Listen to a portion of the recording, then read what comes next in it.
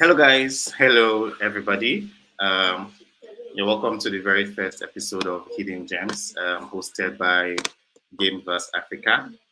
My name is Louis White Jonah, and I'm a game advocate in the African game industry. I am also the programs coordinator for Gameverse Africa. So, in today's session, we will be having a very special guest by the name of Mrs. Halima Chika Halima, and then she's the founder of Code E, and then she'll be here to share her story.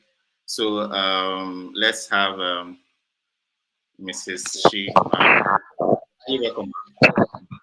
Thank you very much. But you actually murdered my name. It's actually Jinye Miema.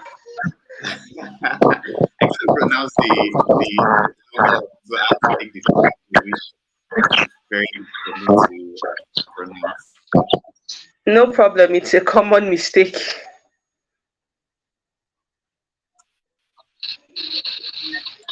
It's a very All common right. mistake. Yes. So uh,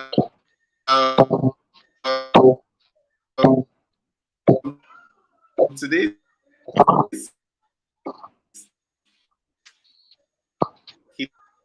hidden gem is to talk um today's session is talk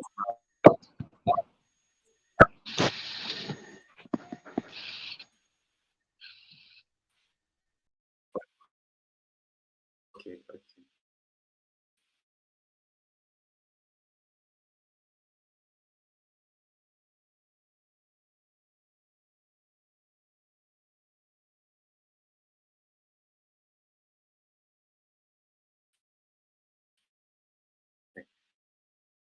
So you're highly welcome to the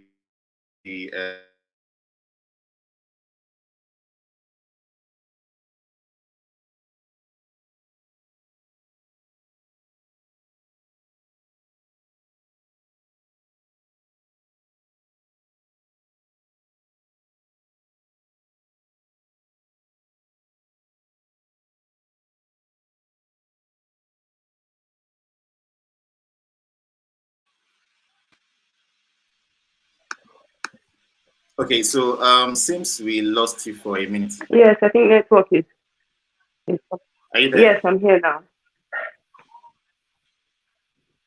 Okay, awesome. So can you tell us about yourself and then tell us about Code E and what Code E is all about? Okay.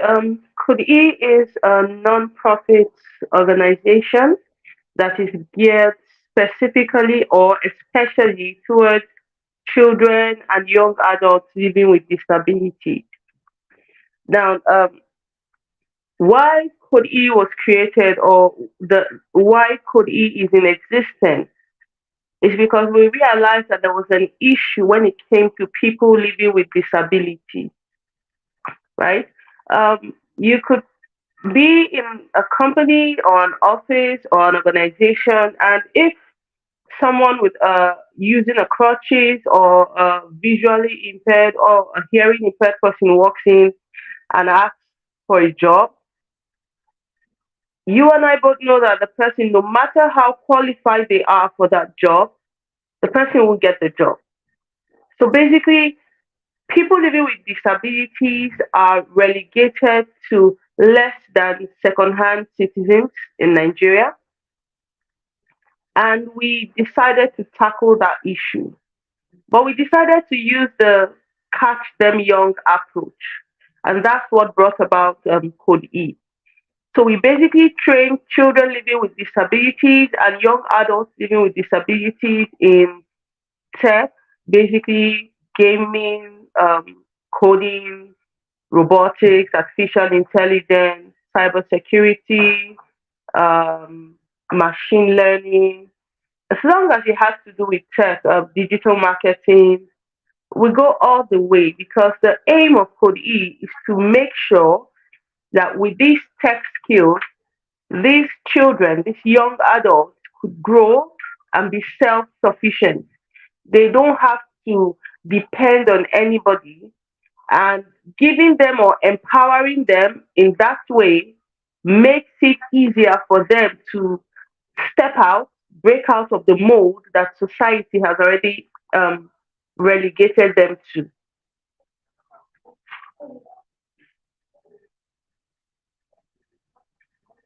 Oh, okay. So, if I may ask, what brought about the whole idea of Code E? Is it? I know you just gave us info on how the reason why Code E exists, but what motivated you to go into this particular space of helping children with disabilities? Okay, I was at a meeting on one day, that would be 2015, and it was raining heavily in Jos. And you know, the rains in Jos sometimes come with hail, which we call as ice block.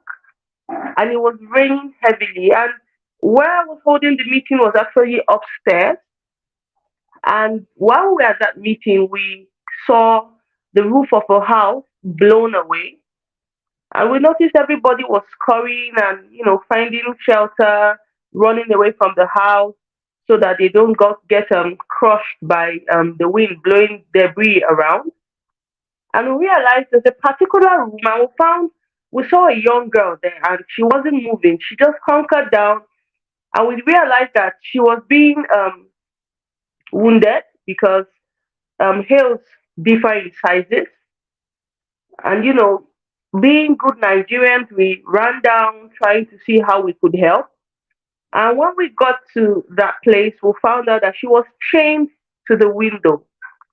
As in, she had this very long chain from her legs to the window. And we got people to help us break the chains and, you know, took her out of the rain. And that's when we realized that she was actually visually impaired. She couldn't see. And when we asked, we were told that that's how her parents usually left her in the house so that she doesn't get exploited or molested sexually or otherwise. And she had never been to school. And so we took her in all in the bid to help. And when we confronted the parents, they said, and they no one make she can't get belay for house. We are looking for a man that will come and marry her in her condition. And bear in mind, this young girl was 14 at the time. And basically, it was her story, it was her plight that gave birth to Code E, because we got someone to teach her Braille, we got tactile equipment so she could learn to read, and then we got speech to text computer, basically a computer for visually impaired people that came without a screen. And funny enough, she took to coding like fish to water. She usually codes via Python because it's a text-based coding language, and she has been doing a lot of things. Due to privacy, I'm not going to call her name, so let's call her Fatima. And she has been excelling. She's earning, and she's independent. And right now, she's no longer in Nigeria because she got a scholarship to go to school abroad, and she's doing really well. So that particular story, that particular incident is what gave birth to Code E, because it showed me and my team that it doesn't matter the disability. What matters is the individual. Even with disabilities, they can go beyond everybody's expectations.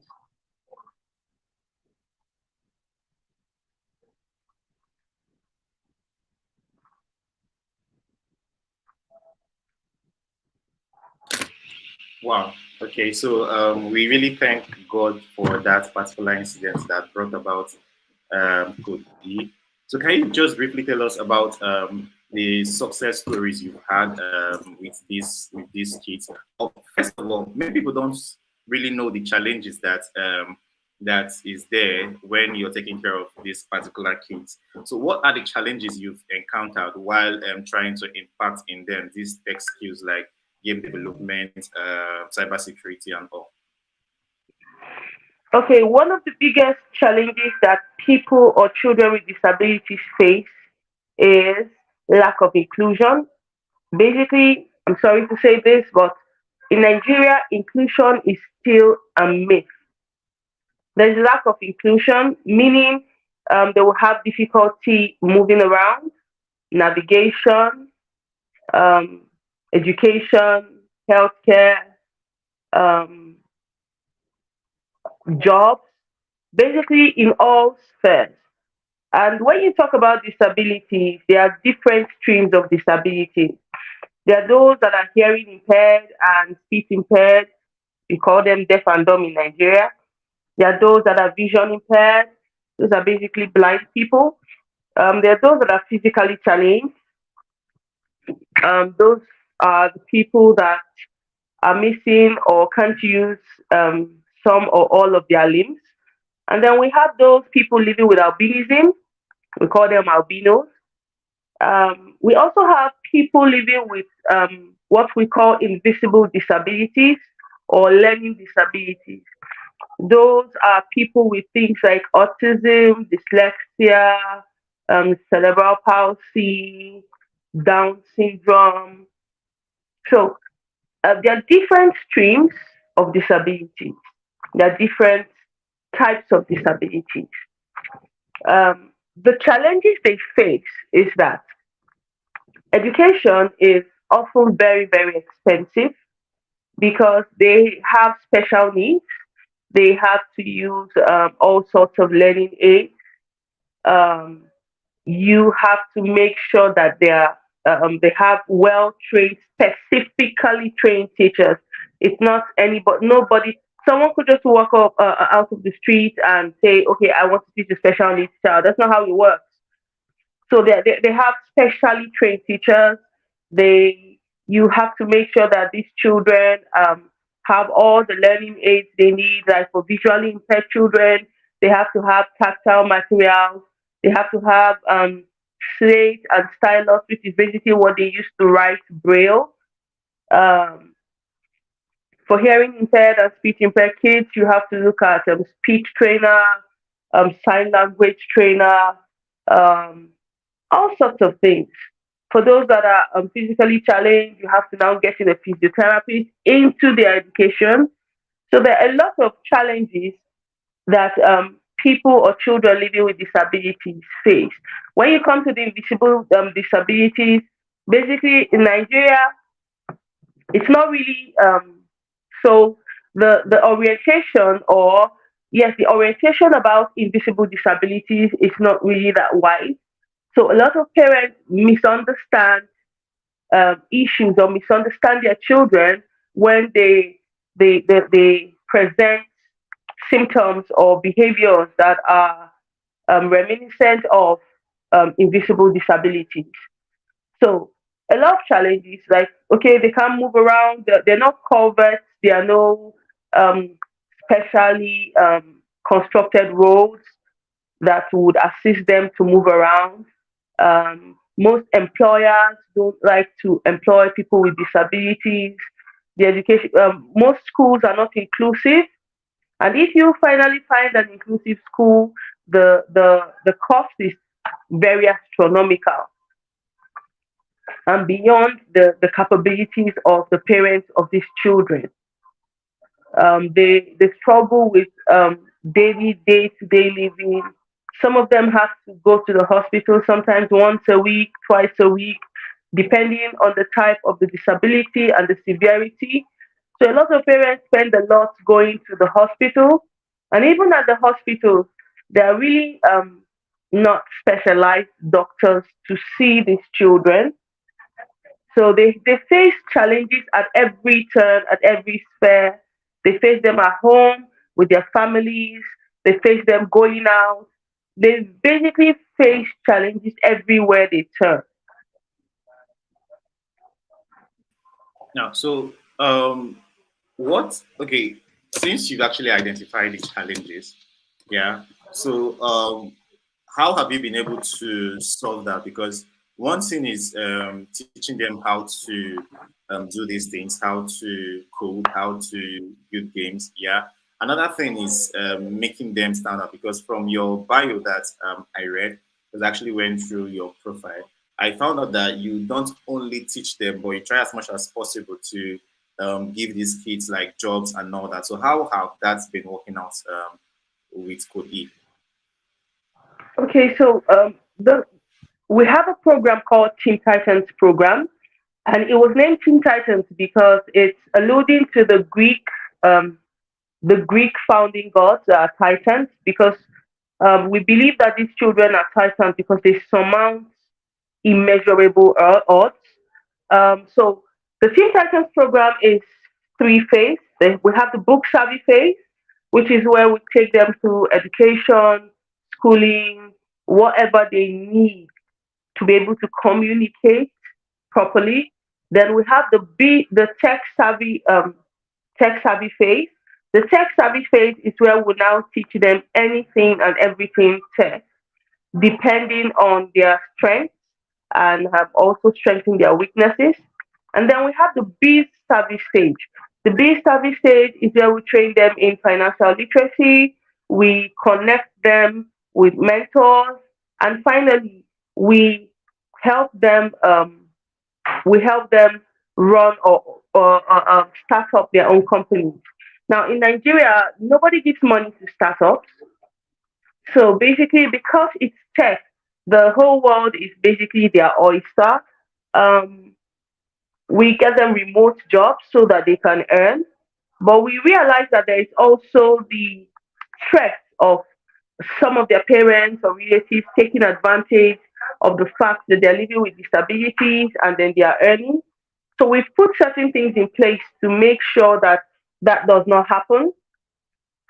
So we have the book savvy, the tech savvy, and the biz savvy. Their training cumulates in the biz savvy, where we put them together as a group, um, have them start up a company, and then from there they tend to grow and make the best of what they have. Oh, that's super nice. So do you have any partnership with do you have like any partnerships with any companies or NGO that is actually assisting, or because I noticed that K Code is a self-funded project, so that was what I saw on the menu, like on the profile. So how has it been going for you being a self-funded project? Okay, it frankly it hasn't been easy. We only have a partnership with Gameverse, and it's intellectual partnership. We don't really have any partnership with any major NGO or organization because we are still self-funded. So basically, we have a lot of needs. We have to make a very little go a very long way. Um, we don't have access to laptops. We don't have access to the internet. We have to make do. Sometimes we have to cluster 6 to 10 children um, to one laptop. It's not really an ideal condition, but it's better than doing nothing. And like I said, we're still self-funded. Um, we don't really have any major partnerships or any major funding. Bridges to Tomorrow did a little. They stretched out a hand to us sometimes, uh, specifically for children that are visually impaired. Right. Yeah, Yeah. so they gave a little funding for us to buy braille slates and braille styluses so that these kids could actually continue with their learning. Though we also have a partnership with School for the Blind in Plateau State here, but more or less, it's more or less like they have the bulk of people, of children that are visually impaired, and we try to help wherever we can. So basically, it's not easy, and we have to make do what we have. It's better than doing nothing at all. And we know that with time, we would get where we were meant to be. All right, that's super cool. So you're doing so much from your end. So one of the reasons why we actually met or came in contact in the first place was your game design program, which you wanted to do this particular session, or which you started a while ago. So can you just tell us why you decided to go into game development or game design with the kids, and then how has the journey been for you so far?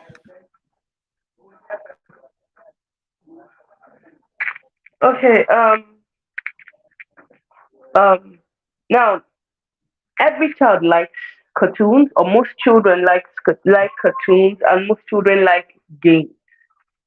I'm sure a lot of parents want their phones are free, their children just pick up their phones, and everybody is trying to play a game.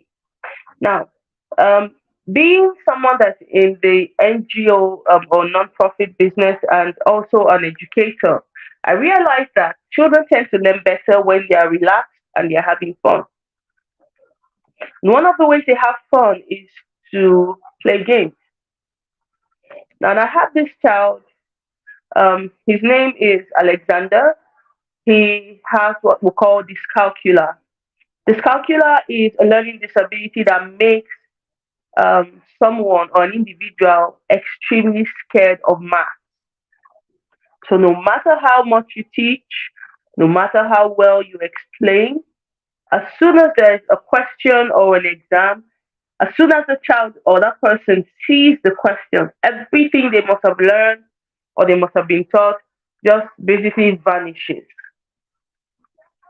So he was always having problems. And in our Nigerian educational system, math is a prerequisite.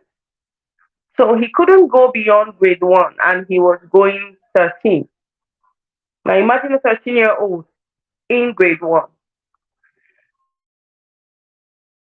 We, appealed to the parents and said, okay, we have a home school. It's basically almost free, but we need resources. We have to pay our teachers. We have to get different types of resources. So if you could pitch in and then bring him, and we'll see how we could work with him. We found out that no matter how many ways, no matter how many tactile tools you tried, as soon as you asked him or you gave him a paper that looked like exam or test questions, he just started crying. And then he had to pass through different mazes to different levels by solving math or arithmetic questions. Maths in his brain, it was a game, a means to an end. He was basically able to problems, to solve math problems, go through the stages of the game. And that's what brought about the game development to us. And from playing that, 3 years along the line, Alexander basically right now is in, that's like grade 8. He asked us one day, said, okay, I play the games. How do you make the games? And that's what brought us into gaming development, because the children by these games want to know how these games are made. They want to know the basics. They want to dismantle the games and then see what's inside. And because of the fact that the games have helped them, they are more to learning how to make games or code games or program. And also they have this fulfillment when they make games for their classmates or their friends that are actually having difficulty.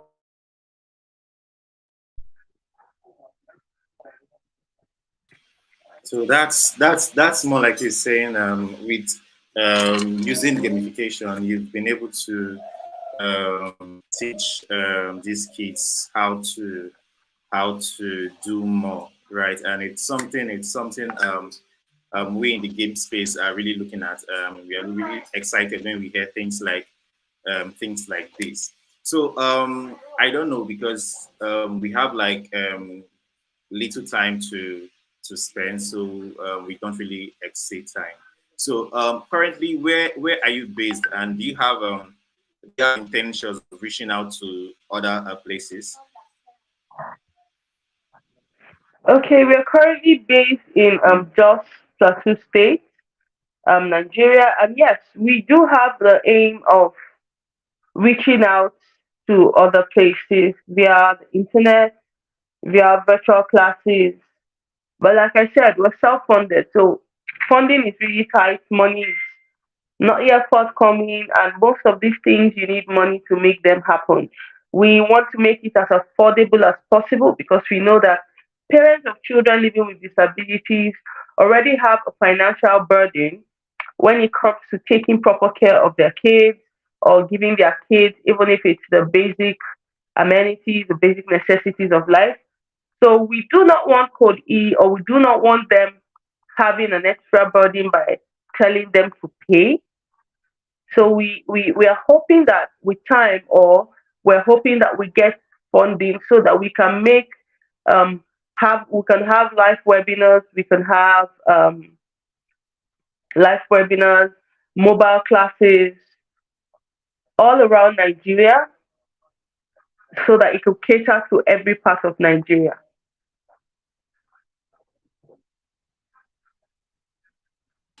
Okay, that's really nice. So if somebody wants to reach out to you, how can they reach out to you?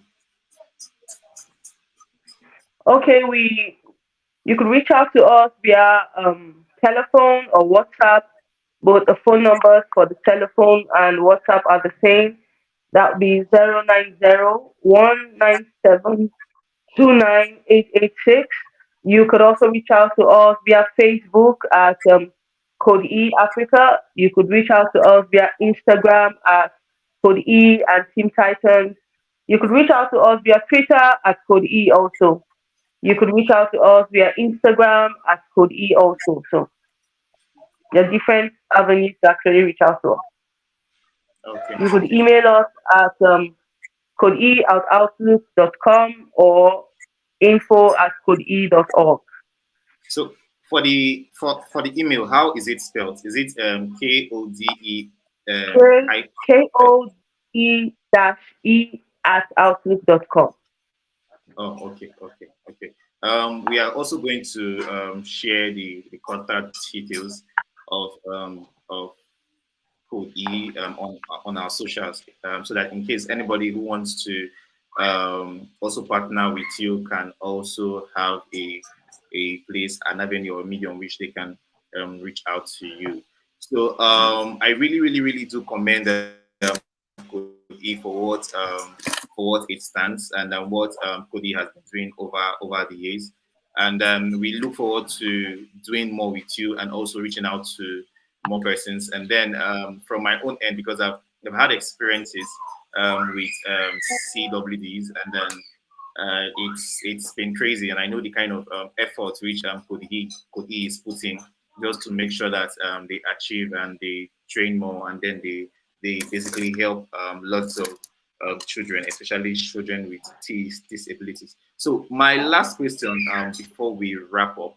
So is it just that Code E is targeted towards children with disabilities, like the special kids, or both young and both children and also the ones with CDS? Is it just for the CDS, or just CWDs, or just general children?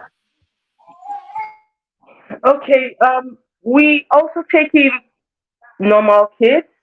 We do both because we believe in a world where inclusion happens, especially in Nigeria. And you can't do that if you keep segregating or separating children with disabilities from children without disabilities. So basically, our program is meant for all. We have different programs, different projects. Like we currently have a program that we're trying to start up. It's called Albinism, My Pride, is basically geared towards people living with albinism and how we know that their issues are basically skin issues. They hardly find clothing and skincare products that is good for an albino skin. So what basically we're running is a joint or an inclusive event where we train both people without albinism and people with albinism in fashion design, in sewing, accessory design and making. And then we get people, these fashion designers are geared or are told to focus on designing clothes and accessories that are friendly to the skin of people living with albinism. So inclusion is a big thing for us because we want people to understand that people or children or young adults living with disabilities are not so different from their normal children, right? There's this incident, we have incidents of segregation, we have incidents of abuse, like on a daily basis towards children with disabilities. And when you get to the crux of the matter, you find out that these people have not been well oriented. They just believe the old belief of if you're living with a disability, then your parents have committed one abomination or the other, right? So we're trying to change the narrative. That's why we accept both children with disabilities, young adults with disabilities, and those without, so that they would actually see for themselves that those children and young adults with disabilities are not so different from them. Their disability is just a challenge, a bump on the road that they can actually surmount and be better. So we are very big, a huge advocates for inclusion because without inclusion, people with disabilities are not going to find it funny, and things are going to just keep spiraling or keep going on a downward spiral. But when inclusion comes into play, compassion would come into play, empathy would come into play, understanding would come into play, and you would find out that things would take a very, very different turn. For example, the people with there's a lawmaker, I don't know, I think he's a former lawmaker, a Mr. Ayuba here in Jos. He is physically challenged due to polio, and he has an organization called Beautiful Gate. But Beautiful Gate is geared specifically towards people that are physically challenged, especially in their legs, and he only employs people that are physically challenged. So they make wheelchairs, locally made wheelchairs.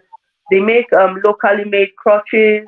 They make locally made prosthetic limbs from like local materials.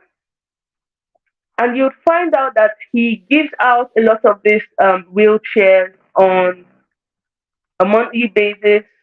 He fabricates like sewing machine. When you buy a sewing machine, he makes it compatible for people that are physically challenged.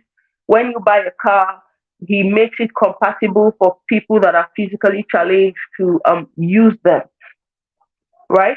And that's because now the issue is this: a lot of people don't understand what Mr. Ayuba does. They just take it and he's giving wheelchair. But basically he's giving people that are living with physical disabilities the freedom to choose, the freedom to live their life, the freedom to not become beggars. And that's what we are aiming at Code E. We want to give these children, these people, the freedom to be much more than society has tagged them. And they can only do it if inclusion is key, if their mates that are living without disabilities would hold their hands and then make it work.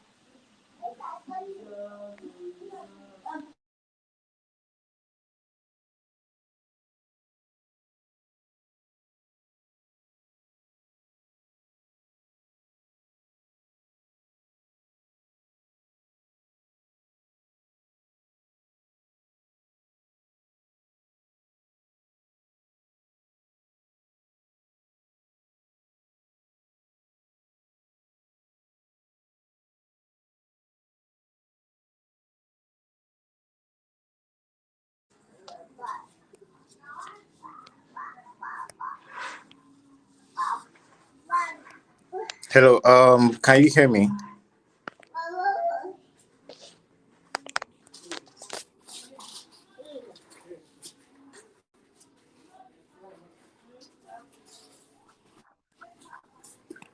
Can you hear me now?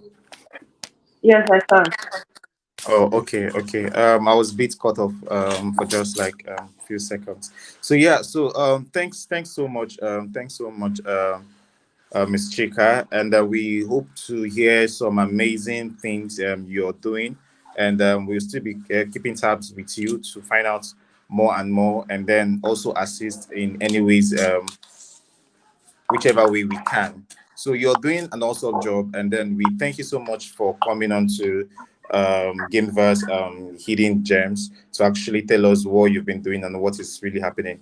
It's so exciting to find out that there are lots of questions out there, or there's somebody out there that is working towards making an effort towards children with disabilities, and also teaching them tech skills, and also on our own part, we are excited to hear the story of children with disabilities learning how to do things using gamification, and that is like a win for everybody. And then thank you so much for being on the show. We look forward to hear from you again. And then thank you so much. Big kudos to Code E, and big kudos to what you've done in recent years. So thank you so much for being part of the show. Yeah, thank you for having me too. All right, thank you.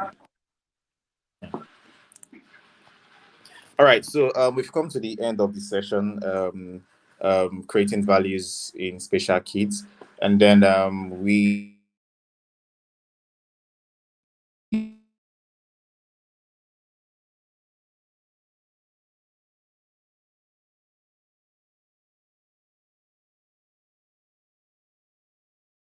to reach out to them via their socials. They are on Twitter, they are on LinkedIn, and also especially on Facebook, which is the most active platform for them. So you can do that to reach out to them, get to support them in whatever way you can, and then yeah. So thanks so much for being part of this program. We'll see you next time.